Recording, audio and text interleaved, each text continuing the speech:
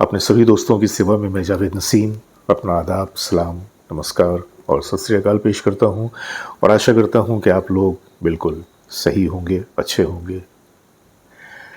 आज मैं आप लोगों के सामने एक छोटा सा वीडियो पेश कर रहा हूँ और ये जो वीडियो है इस बात की तरफ इशारा करता है कि अगरचे हम लोग अपनी पसंदीदा शख्सियतों के बारे में तरह तरह की राय, मनगढ़ंत कहानियाँ, किस्से गढ़ लेते हैं। कभी कभी ऐसा होता है कि दो शख्स के बीच में एक यूँ कहना चाहिए कि एक विवाद भी खड़ा कर देते हैं, एक दूसरे से मुकाबला शुरू कर देते हैं और एक दूसरे को छोटा बड़ा करने की होड़ में एक दूसरे से उलझने लगते हैं। और ये ख़ास तौर से आप लोगों ने देखा होगा कि रफ़ी साहब और किशोर कुमार साहब के शैदाइयों के दरमियान हमेशा से ये जो है एक रस्साकशी ये चलती रही। ये उन्हें बुरा कहते हैं, वो उन्हें बुरा कहते हैं, कोई उनको बड़ा बनाता है, कोई इनको बड़ा बनाता है। तो ये सिलसिला देखते देखते मैं जवान हुआ और उम्र की इस मंजिल तक आ पहुंचा, लेकिन मेरे हज़ार तर कोशिश के बावजूद ये जो सिलसिला है अब भी जारी है। लेकिन आज के वाक़े में फिर मैं एक ऐसी बात पेश करने जा रहा हूं कि जिससे आपको ये कन्फर्म हो जाएगा कि इन दोनों महान हस्तियों के दरमियान आपस में सिर्फ मोहब्बत का रिश्ता था। कोई प्रोफेशनलिज्म वाली जो एक जलन होती है या एक फीलिंग होती है, ऐसा कुछ भी नहीं था। अब आप सोच रहे होंगे कि भाई आज मैं क्या बताने वाला हूँ, तो बने रहिए हमारे साथ और इसी तरह से अपनी मोहब्बतों से हमें नवाजते रहिए ताकि मेरा हौसला बुलंद रहे और मैं आपके सामने छोटी छोटी बातें, खूबसूरत बातें लेकर आता रहूँ।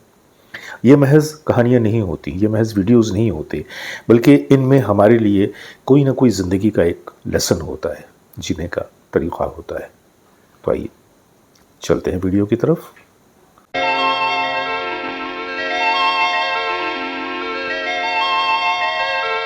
ये बात है सन 1974 की। ये वो वक्त था कि जब रफ़ी साहब की फ़िल्मों में दोबारा वापसी हुई थी। जैसा कि आप जानते हैं कि लोगों का ये कहना है कि आराधना के बाद रफ़ी साहब बिल्कुल घर बैठ गए थे। हालांकि मैंने अपने वीडियोज़ में इस बात को साबित किया है कि ऐसा कभी नहीं हुआ। ये ज़रूर है कि रफ़ी साहब की जो गाने की तादाद थी वो थोड़ी कम हो गई थी। इसमें कई तरह के फैक्टर्स थे जिनका मैं अपने पिछले वीडियोज़ में भी बता चुका हूँ। आज जो मैं बताने जा रहा हूँ वो ये कि 1974 में एक फ़िल्म आई थी। फ़िल्म का नाम था दोस्त। प्यारी सी फिल्म थी जिसके हीरो थे धर्मेंद्र, हीरोइन थी हेमा मालिनी, साथ में थे शत्रुघ्न सिन्हा, उनके साथ रहमान और बहुत सारे दूसरे सहयोगी कलाकार थे। ये जो फिल्म थी इसके डायरेक्टर थे दुलाल गुहा जी और फिल्म को प्रोड्यूस किया था प्रेम जी ने। फिल्म के संगीतकार थे मशहूर ज़माना लक्ष्मीकांत प्यारेलाल और गीत लिखे थे लक्ष्मीकांत प्यारेलाल के फेवरेट आनंद बख्शी जी ने। ये वो दौर था कि जब तकरीबन ज़्यादातर फिल्मों में आनंद बख्शी जी के गीत होते थे और लक्ष्मी जी का संगीत होता था। तो इस तरह से ये जो एक टीम थी, इन लोगों ने हमेशा बेहतर से बेहतर, खूबसूरत से खूबसूरत काम पेश किया। जब दोस्त के गानों की रिकॉर्डिंग शुरू हुई तो फिल्म में तो यूँ तो कई गाने थे जिनमें एक लता जी की आवाज़ में था, एक रफ़ी साहब और लता जी की आवाज़ में था, लेकिन उस गाने में ख़ास बात ये थी कि उसमें शत्रुघ्न सिन्हा साहब की भी आवाज़ का इस्तेमाल किया गया था। मैं आपको ये बताऊं कि जब शत्रुघ्न सिन्हा साहब फिल्मों में आए तो एज अ विलन आए थे, जैसा कि आप सभी जानते हैं, और उन्होंने ख़ास तौर से एक अपना जो आवाज़ का अंदाज का जो एक रंग बिखेरा था वो बड़ा ही अछूता था। वो भारी भरकम आवाज़ में, वो बड़े तीखे अंदाज में, हाथों के चेहरे के मूवमेंट के साथ, और फिर उनका वो ख़ास तौर से एक जो बहुत ही मशहूर हुआ था उनका वो एक ख़ास अंदाज़ जो कि लोग बहुत कॉपी करते थे। अब मैंने देखा कि स्टेज में भी बहुत सारे ऐसे अदाकार जो उनकी मिमिक्री करते थे वो भी कहते थे खामोश। तो ये बड़ा चलन में आया था। शत्रुघ्न सिन्हा साहब जब फिल्मों में आए तो अपनी जो आवाज़ जो उन्होंने क्रिएट किया था, जो एक डायलॉग की डिलीवरी का अंदाज क्रिएट किया था, इस फिल्म में आके वो थोड़े से अलग नज़र आए। इस फिल्म में उन्होंने अपनी आवाज़ का टेक्सचर तो बिल्कुल बदल दिया। बड़ी हल्की आवाज़ में उन्होंने डायलॉग्स बोले थे। रोल भी बड़ा अच्छा किया था क्योंकि मंझे हुए आर्टिस्ट हैं वो और अपने हर कैरेक्टर को बहुत ही जीते हैं वो। तो इस तरह से शत्रुघ्न जी ने अपने फ्रेम में बड़ी खूबसूरत अदाकारी की थी। तो इस फिल्म में रफ़ी साहब और लता जी का जो गीत था उसमें शत्रुघ्न सिन्हा के डायलॉग्स भी शामिल किए गए। मैं आपको थोड़ी सी झलक उसकी दिखा रहा हूँ, आइए देखते हैं। बता दें ये तुझे कैसे जिया जाता है, जिससे डरता है अपन और इस गरीबी में बड़ी मौज करता है अपन। ये जो नगमा आपने सुना, इसमें रफ़ी साहब, लता मंगेशकर जी और शत्रुघ्न जी की आवाज़ शामिल थी। लेकिन एक और भी बड़ा ही खूबसूरत नगमा इस फिल्म में था, गाड़ी बुला रही है, सीटी बजा रही है। इस गीत को किशोर कुमार साहब की आवाज़ में रिकॉर्ड किया गया था और आज की कहानी भी इसी गीत से जुड़ी हुई है। हुआ यूं कि जब लक्ष्मीकांत प्यारेलाल जी ने ये कंपोजिशन बनाई और रफ़ी साहब को सुनाया, क्योंकि जाहिर सी बात है कंपोजिशन के बाद गुलकार को तो फिर रिकॉर्डिंग करनी है। लेकिन रफ़ी साहब ने जब इस कंपोजिशन को सुना तो उन्होंने लक्ष्मीकांत जी से कहा कि आप ऐसा करो कि इस गीत को किशोर भाई से गवा लो, क्योंकि ये जो गाने के जो इंग्रेडिएंट्स हैं, गाने में जो आप लोगों ने कंपोजिशन में जो बातें जिस तरह से डाली हैं, मुझे लगता है कि किशोर कुमार भाई की आवाज़ में ये गाना बहुत ही खूबसूरत उतरेगा।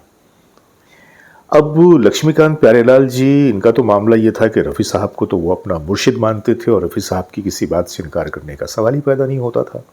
हालांकि वो लोग चाहते थे कि इस गीत को भी रफ़ी साहब की ही आवाज़ में रिकॉर्ड किया जाए, लेकिन जब रफ़ी साहब ने कहा कि आप इस गीत को किशोर भाई की आवाज़ में रिकॉर्ड करवाएं, तो उन लोगों ने उनकी बात को मान लिया और फिर इस गीत को किशोर कुमार साहब से रिकॉर्ड करवाया गया। किशोर कुमार साहब ने इस गीत को बहुत ही खूबसूरती से गाया और उस साल ये बहुत बड़ा हिट भी हुआ, काफ़ी पॉपुलर हुआ। यहाँ तक कि इसे उस साल बेस्ट सॉन्ग के लिए नॉमिनेट भी किया गया। ये और बात कि इससे कोई अवार्ड नहीं मिल सका, लेकिन बहरहाल किशोर कुमार साहब की गायकी और इस गाने की मकबूलियत तो अपनी जगह तय है। अब देखिए आप कि क्या लोग थे उस दौर के। हम कहते हैं ना कि फ़लाँ को फ़लाँ से हसद थी और फ़लाँ फ़लाँ से जलता था, लेकिन देखिए इन दोनों के दरमियान जो रिश्ता था वो कितना प्यारा रिश्ता था। क्योंकि ये वो दौर था कि 1974 में जब रफ़ी साहब ने कमबैक किया था तो रफ़ी साहब को काम की ज़्यादा ज़रूरत थी। उसके बावजूद उन्होंने जब ये पाया कि इस गीत को किशोर कुमार ज़्यादा बेहतर अदा करेंगे तो उन्होंने फ़ौरन कहा कि इस गीत को आप किशोर कुमार से गवा लीजिए। ये रफ़ी साहब की अज़मत के उस ज़ाविये को भी दर्शाती है कि उन्होंने काम से बढ़कर कभी भी कुछ नहीं समझा। आइए, गाड़ी बुला रही है, थोड़ी सी झलक इस गीत की भी सुन लेते हैं। गाड़ी बुला रही है, सीटी बजा रही। तो दोस्तों, ये थी वो छोटी सी कहानी और आप लोगों ने सुना होगा इस कहानी को भी। मैं नई कहानी कहाँ से लाऊंगा, मैंने तो बार बार कहा है। तो पुरानी सी कहानी, लेकिन फिर एक बार आप लोगों के सामने मैंने पेश किया। और बस इतना ही कहूँगा कि बड़े लोगों की जो बड़ाई होती है वो उनके किरदार में होती है, उनके अखलाक में होती है, और ये दोनों ही बहुत महान थे। लिहाजा जो लोग आज भी कोई कॉन्फ्लिक्ट पैदा करने की कोशिश करते हैं या ऐसा समझते हैं, उन्हें तो समझ लेना चाहिए कि ये जो वाक़यात हैं ये साबित करते हैं कि इन दोनों बड़े फ़नकारों के दरमियान किस तरह की बड़ाई थी और इनका आपस का रिश्ता कैसा था। तो बस अपने दोस्त जावेद नसीम को इजाज़त दीजिए, बहुत सारी मोहब्बतों के साथ। नमस्कार।